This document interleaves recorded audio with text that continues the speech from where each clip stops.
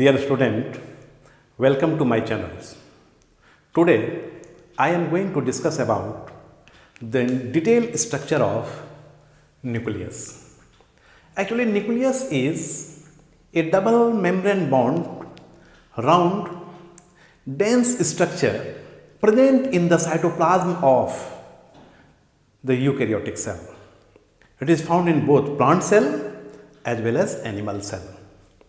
Because it is the largest cell organelles, so it is very easy to recognize nucleus in the cell. Actually, nucleus occupy the 10% of the total cell volume.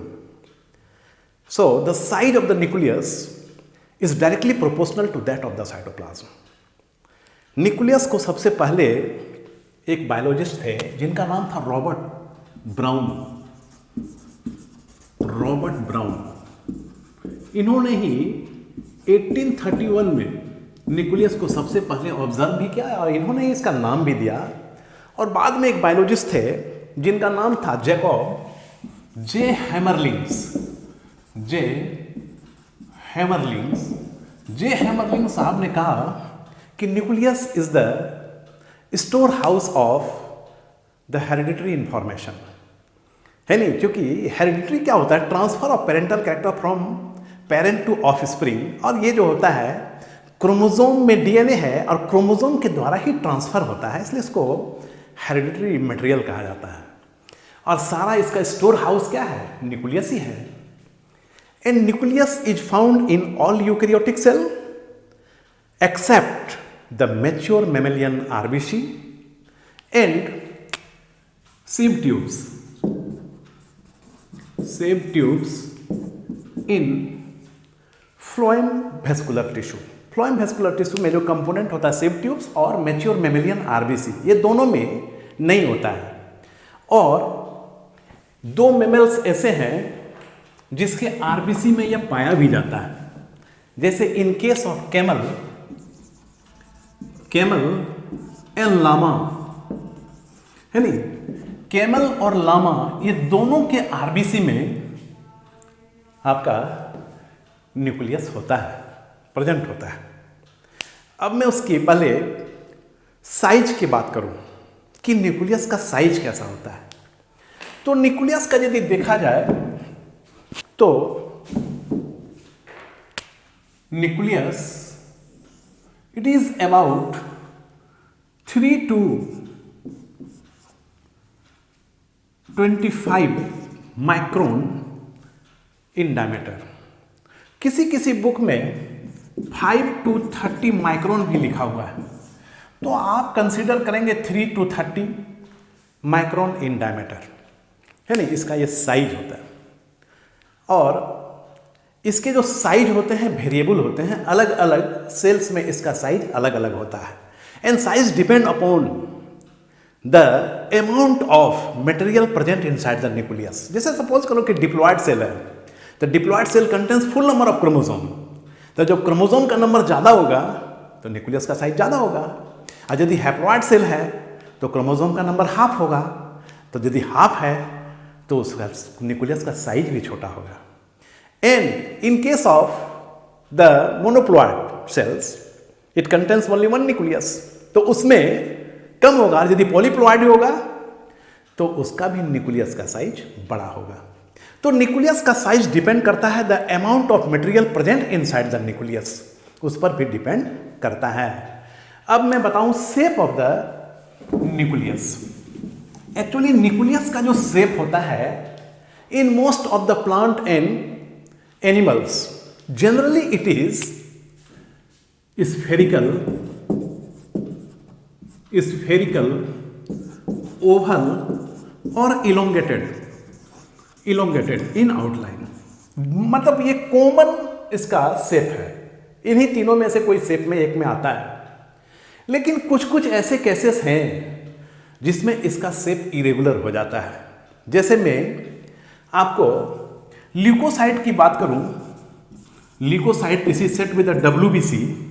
तो WBC में, चूंकि WBC में on the basis of presence and absence of granules it is further categorised into 2 types, the granulocytes and agranulocytes. और granulocytes को फिर से classified किया गया है on the basis of their staining nature, eosinophil, basophil and neutrophil. तो उसमें यदि देखा जाए तो उसमें न्यूक्लियस जो है किसी में बाइलोब्ड है, किसी में न्यूक्लियस इरेगुलर है, मतलब बाइलोब्ड और ट्राइलोब्ड न्यूक्लियस है। तो न्यूक्लियस का शेप जो अलग अलग सेल में अलग अलग मिलता है। तो ये सब कुछ एक एग्जाम्पल है उसका शेप के, इसको याद रखना चाहिए, ये सब होता है।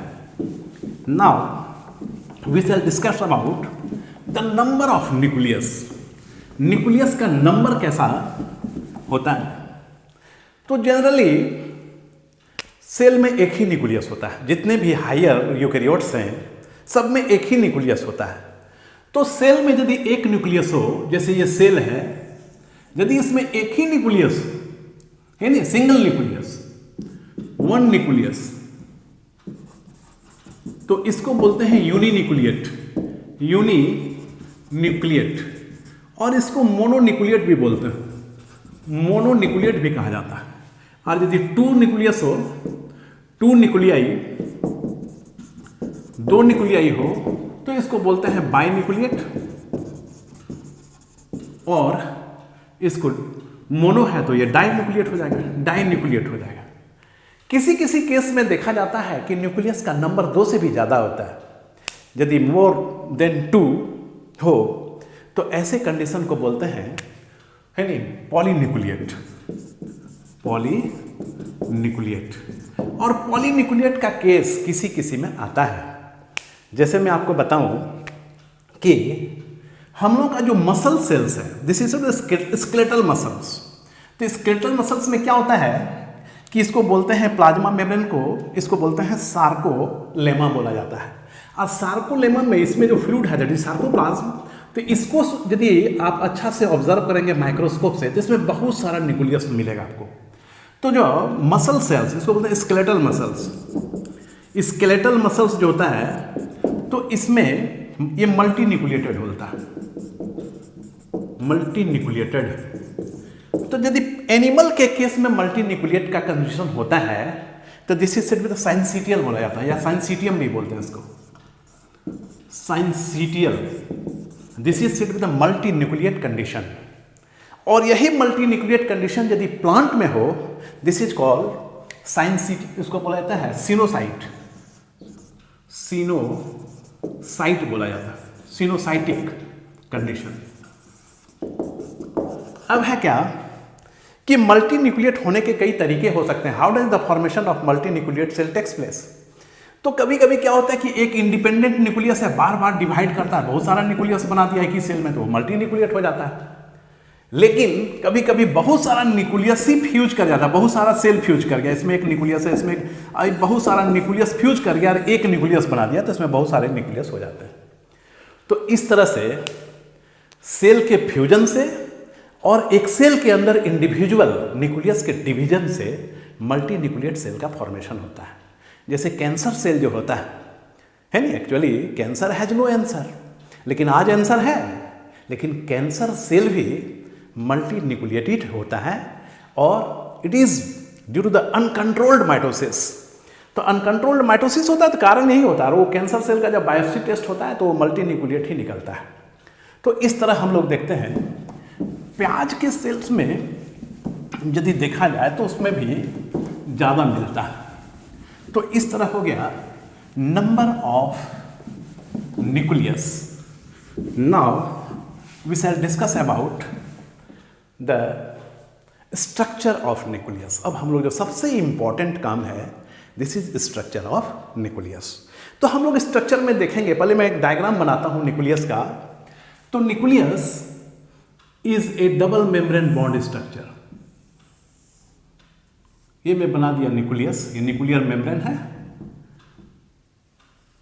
It is A double membrane bond structure. और एक चीज और है कि प्लांट के केस में न्यूक्लियस जो होता है, इसका पोजीशन जो न्यूक्लियस का होता है वो थोड़ा सा अलग अलग होता है। जैसे प्लांट के केस में क्या होता है कि suppose this is plant cell, तो प्लांट सेल में एक लार्ज सेंट्रल वैक्यूल होता है, तो न्यूक्लियस सेंटर से थोड़ा किनारे हो जाता है, पेरीफेरी तरफ चला जाता है हट के। तो the condition is said to be the eccentric, उसको बोलते हैं इसेंट्रिक। यदि न्यूक्लियस बिल्कुल सेंटर पर हो, जैसे सेल है और यदि न्यूक्लियस सेंट्रली प्लेस्ड हो, तो एनिमल सेल में जनरली सेंट्रली ही होता है, तो इसको बोलते हैं सेंट्रिक। सेंट्रिक, ऐसे न्यूक्लियस को बोलते हैं सेंट्रिक। और यदि यह न्यूक्लियस सेंटर से थोड़ा किनारे हो तो this is called eccentric. Eccentric nucleus.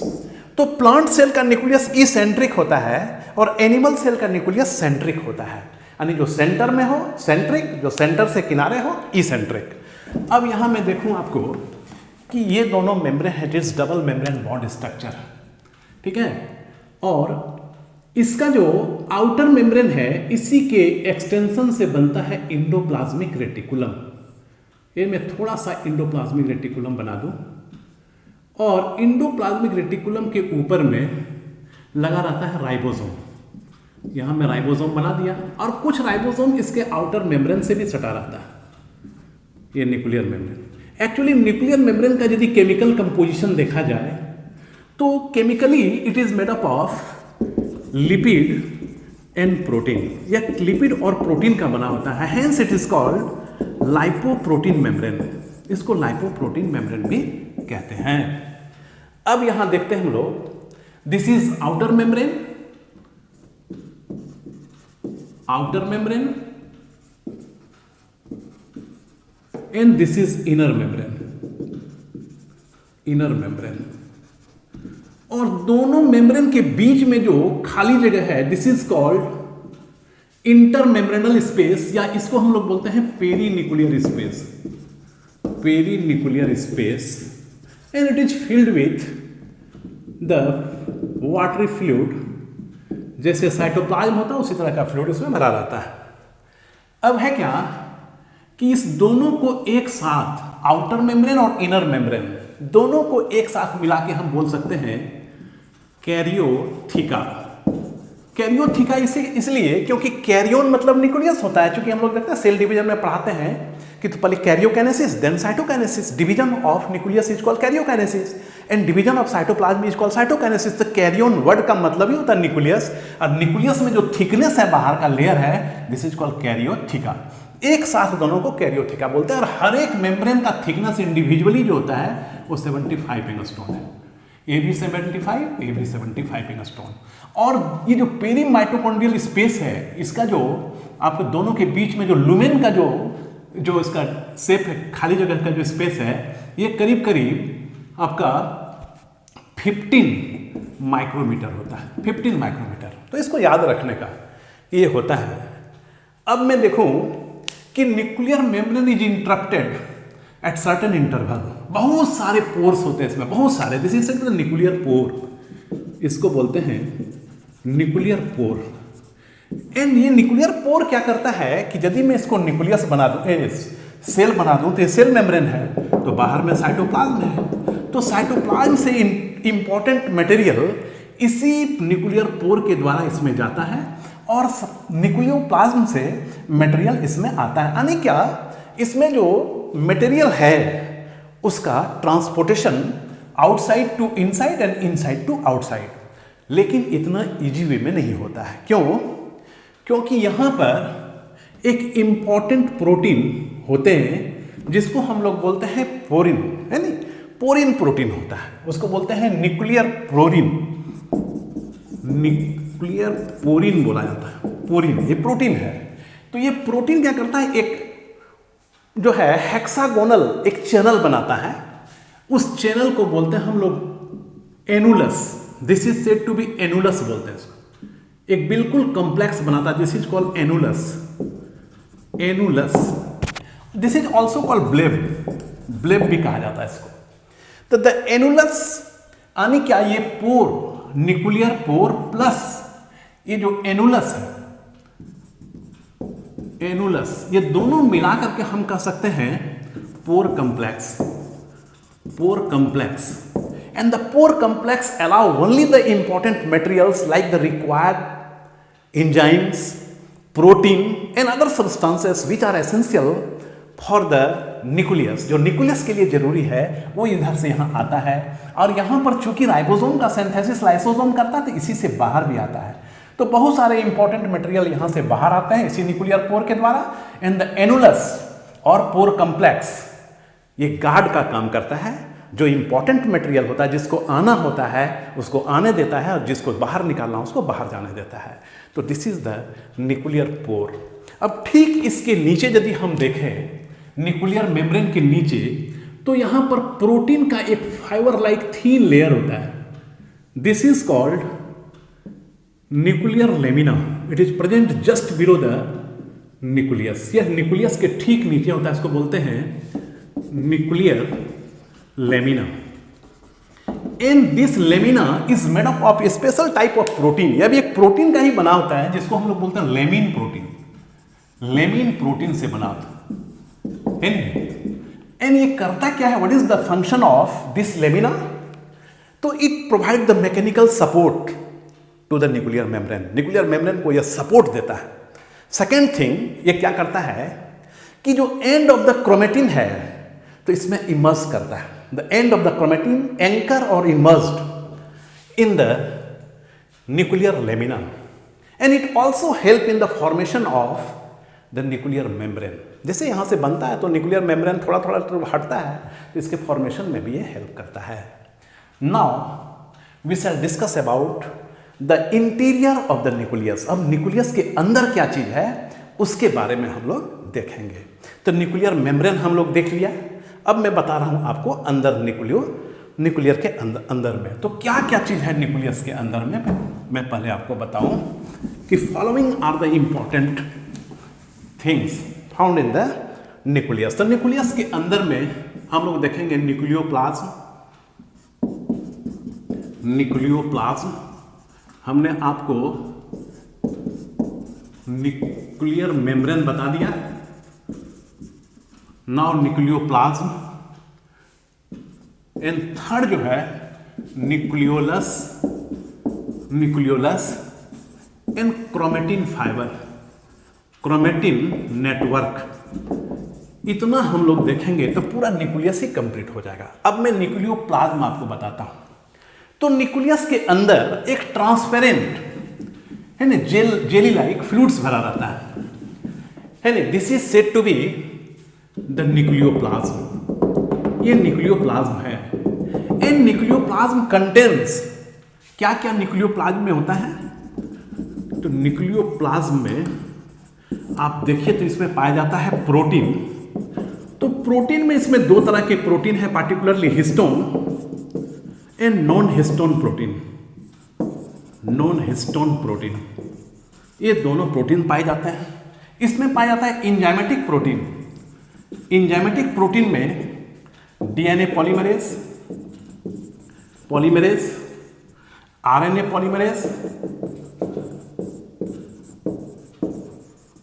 इस तरह से इसमें बहुत सारे प्रोटीन पाए जाते हैं। डीएनए पॉलीमरेज हो गया, आरएनए पॉलीमरेज हो गया, और जो है इसमें कुछ डाइवैलेंट्स आयन होते हैं, कैल्शियम, मैग्नीशियम है नी, फॉस्फोरस भी होता है, और कुछ मेटेलिक आयन भी पाए जाते हैं।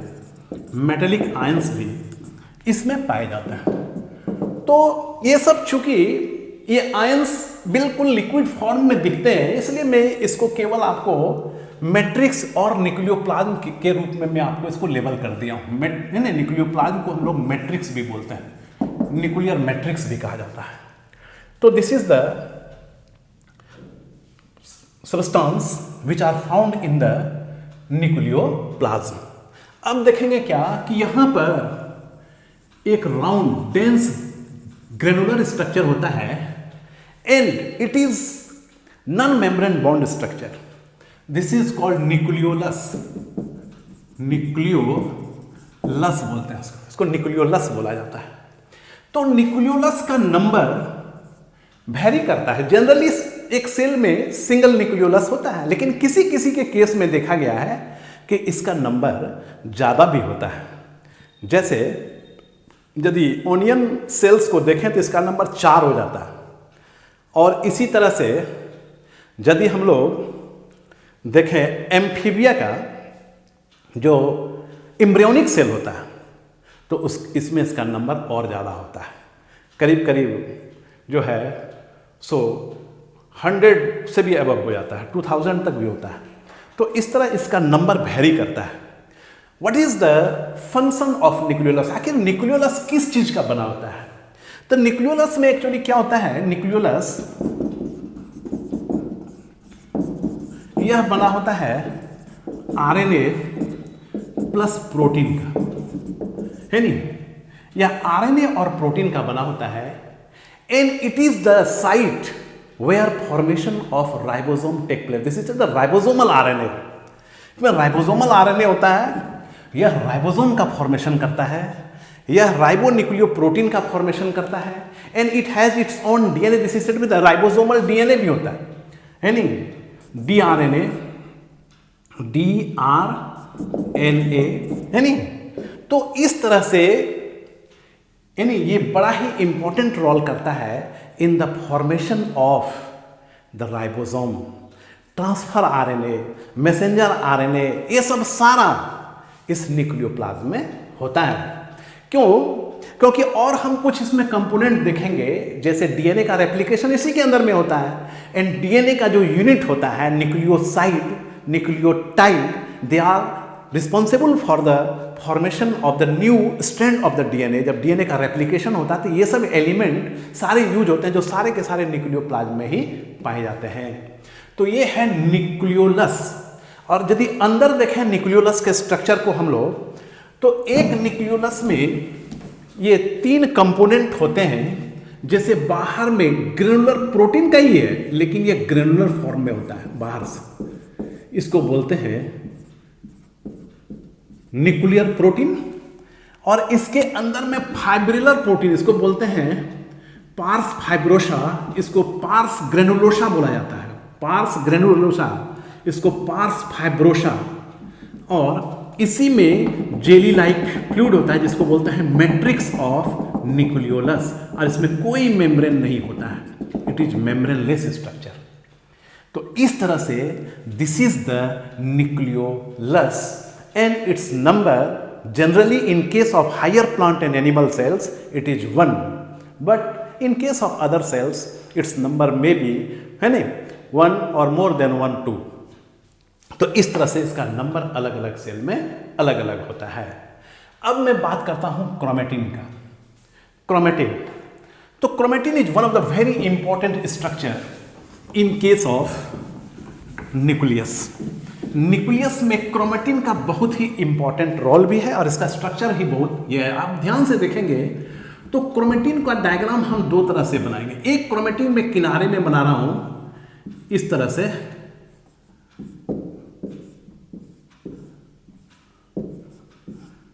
और दूसरा क्रोमेटिन थ्रेड में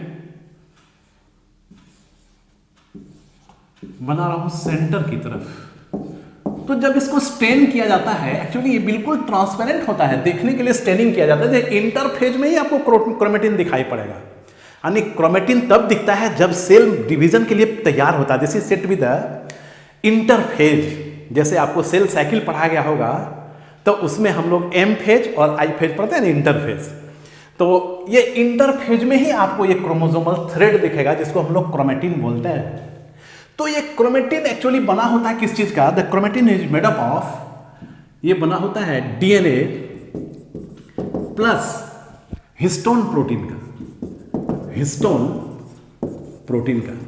ये histone protein plays very important role, है नहीं, इन द न्यूक्लियस। तो देखिए एक्चुअली यदि देखा जाए तो जितना आपका क्रोमेटिन है, ये सारा क्रोमोसोम्स या क्रोमेटिन ही जब सेल डिवीजन के समय में कंडेंस्ड होता है and it turn into chromosome, वही क्रोमोसोम में बदल जाता है। तो यदि देखा जाए तो क्रोमेटिन का यदि पूरा लेंथ देखा जाए तो करीब 6 फीट होता है।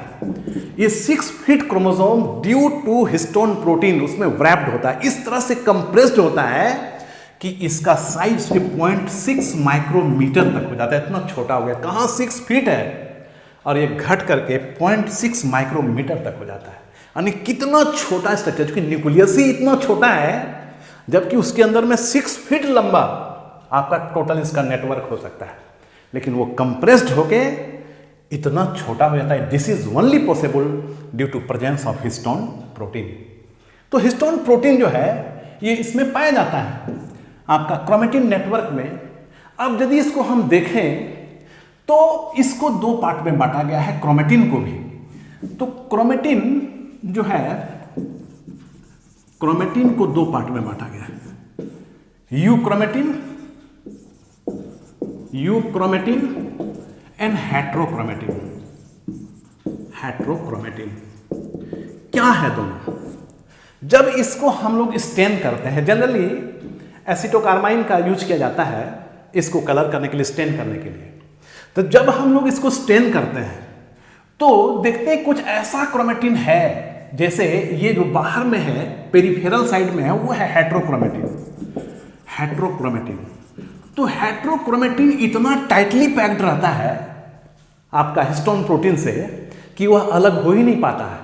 वो रेप्लिकेशन में पार्ट इन्वॉल्व होता ही नहीं है, रेप्लिकेशन में पार्ट नहीं ले पाता है। So they are said the non functional और they are inactive in replication and translation, दोनों में यह भाग नहीं लेता है, यानी ये प्रोटीन सिंथेसिस में भाग लेता ही नहीं है, इसलिए इसको नॉन फंक्शनल बोलते हैं हेट्रोक्रोमेटिन को। तो हेट्रोक्रोमेटिन पेरिफेरल पार्ट में है और it is deeply stained. Deeply stained क्यों? क्योंकि यह चूंकि इतना टाइटली पैक्ड है, तो जो पैकिंग ज्यादा होगा तो वो स्टेन को भी ज्यादा कलेक्ट करता है। और जो सेंटर में देख रहे हो, they are said to be the euchromatin. Euchromatin, तो जो यूक्रोमेटिन है यह लाइट कलर का होता है, लाइट स्टेन होगा इससे, हल्का colour, and it is independent and they are involved in replication and they also transfer the genetic information from one cell to next cell or from one generation to next generation। यह पूरा genetic information का यदि काम करता है तो वह euchromatin है। यू का मतलब ही होता है ट्रू, जैसे हम लोग कहते हैं यूकैरियोटिक, प्रोकैरियोटिक। प्रोकैरियोटिक में न्यूक्लियस नहीं होता है, लेकिन यू मतलब ट्रू न्यूक्लियस, जिसमें ट्रू न्यूक्लियस हो उसको यूकैरियोटिक। उसी तरह यूक्रोमेटिन, जिसका क्रोमेटिन ट्रू हो, which are involve in the genetic information, transfer of genetic information or in the process of replication and translation, यानी ट्रांसक्रिप्शन एंड ट्रांसलेशन दोनों में जो इन्वॉल्व होता है उसको बोलते हैं यूक्रोमेटिन। तो euchromatin is the real chromosomes, ये रियल क्रोमोसोम बनाता है जो इन्वॉल्व होता है प्रोटीन सिंथेसिस में। ओके, तो दिस इज द क्रोमेटिन। तो इस तरह हम लोगों ने देखा कि न्यूक्लियस में बहुत सारे स्ट्रक्चर पाए जाते हैं और ये जो इसके अंदर में जो पाया जाता है, अब मैं बता दूं कि this is the nucleolus and nucleolus involve in the formation of ribosome formation. यह राइबोसोम बनाता है। तो ये जो राइबोसोम बनाता है, तो राइबोसोम आपका ये कॉम्प्लेक्स पोर होते हुए आता है कहाँ? ये आ गया साइटोप्लाज्म। और साइटोप्लाज्म में जब प्रोटीन बनाना होता है तब इसका दोनों यूनिट आपस में अरेंज होता है। जब हम लोग पॉलीसोम पढ़ाते हैं आपको कि जब प्रोटीन सिंथेसिस का काम होता है तभी दोनों unit, both the units come together only during the time of protein synthesis, otherwise they remain separated, दोनों अलग अलग रहता है। तो यहां पर बनता जरूर है न्यूक्लियोलस में, लेकिन न्यूक्लियर पोर होकर ये साइटोप्लाज्म में आ जाता है। और साइटोप्लाज्म में आने के बाद फिर जब जरूरत होता है तो दोनों यूनिट मिल करके प्रोटीन बनाता है। जैसे यहाँ पर डीएनए पॉलीमरेज बना, आरएनए पॉलीमरेज बना, और फिर वह बना हुआ प्रोटीन इसके अंदर में जाता है टू परफॉर्म देयर फंक्शन।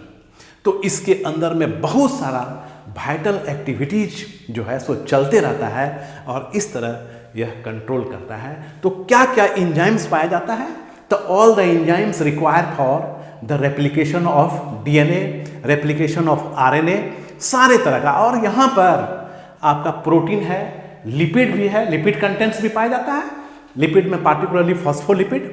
तो इस तरह मैंने आपका सारा कंपोनेंट्स जितना भी पाया जाता है उसके बारे में मैंने आपको बताया।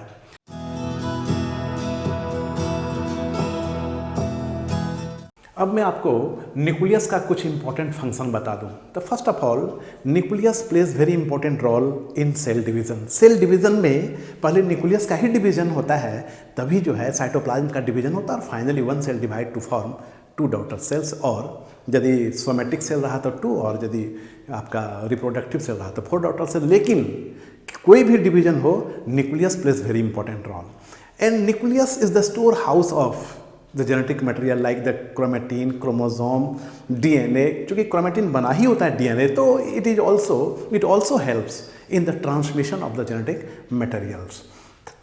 Third importance, it plays vital role in the cell, है नहीं। जितना भी तरह का फंक्शन होता है, सारे फंक्शन को कंट्रोल करता है न्यूक्लियस।